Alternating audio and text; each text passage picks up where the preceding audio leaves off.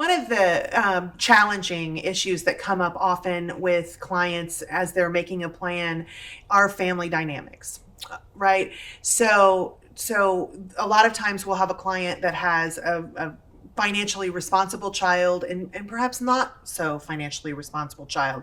They love them equally. They just know that if they had to rely on them, they would put different responsibilities in the hands of each.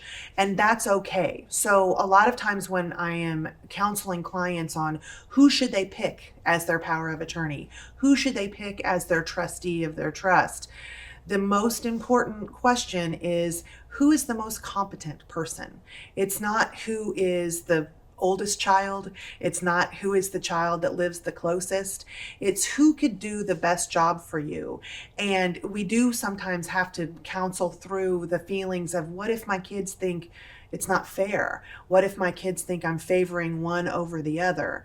I would challenge you to think about it as that's okay. That's their feelings, that's their reaction. This is your plan. These are your finances. This is your legacy that you are leaving. You have to pick the person who's most qualified for the job. That doesn't mean that you leave, one kid more money in the estate plan or the other. You can love them the same with respect to the outcome, but you have to put the best worker in that seat. For instance, in my own family, I am a lawyer. My brother is a doctor. He was the healthcare representative. I am the financial representative. It was easy in our family because the lines were drawn. I'm not jealous or worried that I'll be excluded from healthcare decisions, and he's not worried or jealous that I'm going to hide money from him. But we do both respect that our parents made the decision that they felt the most comfortable with. Sibling rivalry is a real thing, and you don't grow out of it once you graduate from high school. So now we have these cases where adult children are literally fighting over who has the legal right to help mom. And in that fight, it's very, very similar to a child custody fight. You have adult children basically taking shots at one another, saying that they're unfit to help their mom just so that they could become the guardian. Very rarely do we have three kids and they're all going to be co-guardian and everybody sees things the exact same way.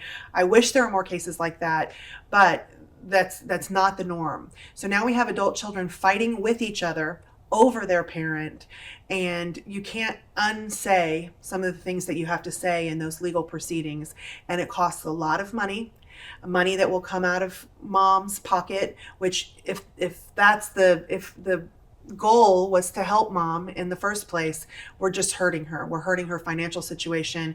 If she's cognizant of the fights that are going on, it's killing her.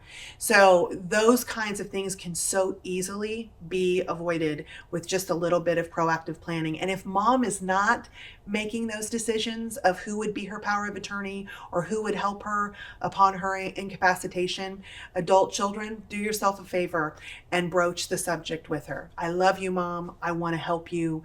How do you want things done? Sometimes I'll have adult children call and say, hey, I'm having trouble starting this conversation with my folks. My siblings and I, we're all on the same page. We'd really like to have this conversation. Do you have any pointers or do you have any advice on how to get that ball rolling? And I reference them to their childhood. When did mom or dad come to you guys and say, hey, what's your plan for college? Or what's your plan for a family or jobs, or some of your goals and aspirations? I encourage them just to kind of flip that narrative a bit. Hey, mom, dad, what's your goal for retirement? What do you want to do? Do you want to travel? Do you want to learn new hobbies? Kind of broach the subject that way, because then the conversation will naturally go to, once we're enjoying retirement, and then what happens when you want to slow down a little bit? Where do you want to live? Do you want to downsize? If something would happen to you guys, you get injured or whatever, what's your feeling about staying in your home versus independent living communities or assisted living communities? All of a sudden, you've built the rapport with them about them setting goals and seeing their future. And then hopefully some trust is built during that process. And especially if you have siblings and if you have them all on the same page, that's power. That is power to love your parents through those conversations.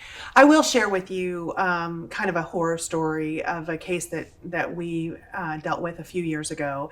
Three siblings, mom, all three siblings love mom over the moon. Mom loved her children very much. Couldn't make a decision as to which child, if something happened to her, which child she would like to handle finances, which child she would like to handle healthcare decisions.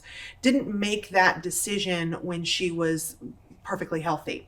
So as she began to decline, one of the siblings moves in with her and takes care of her and takes really good care of her.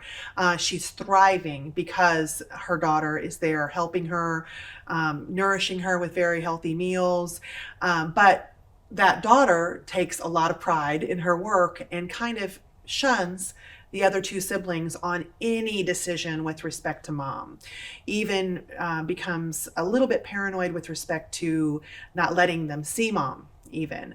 Mom is in a situation here where I wouldn't say she's being unduly influenced by the daughter, but she is realizing that the daughter gives her so much, gives her so much care, gives her so much attention. And if she didn't have that daughter, she might end up in a nursing home, which is people's worst worry. So she begins to, at least in my estimation, as I'm watching the facts unfold, she begins to do what daughter says and falls in line with what daughter says. Because if I lose my daughter, I've lost my helpmate, I've lost my care. The other two siblings who are now ostracized from mom file a lawsuit against their sister for essentially kidnapping their mother, keeping their mother away from them. $250,000 later in legal fees, it gets sorted out that the healthcare daughter, the caregiving daughter, just has to let the other two siblings visit mom whenever they want. $250,000 that now is not in mom's pocket in case she does need to get more care than what daughter can provide, in case she does need to go to the assisted living. So this is a situation where there's no evil sibling that you can pin it on. They all had good intentions. Even the healthcare daughter, even the caregiving daughter really felt strongly about what she was doing. She's got a little overzealous, but she was giving mom fantastic care. So that to me was just a horribly sad situation that had mom maybe 10 years before or even 5 years before this scenario unfolded, sat down with the kids and said, hey, here's what I'd like to do. I'd like to stay in my home as long as possible. And if I need to get care to come in, I will do that. I will pay for it as long as I can. But here's who I want to help me. And here's why I'm making these choices. Maybe the other two siblings would have taken it a little bit better. Maybe the caregiver sibling wouldn't have gone off the rails.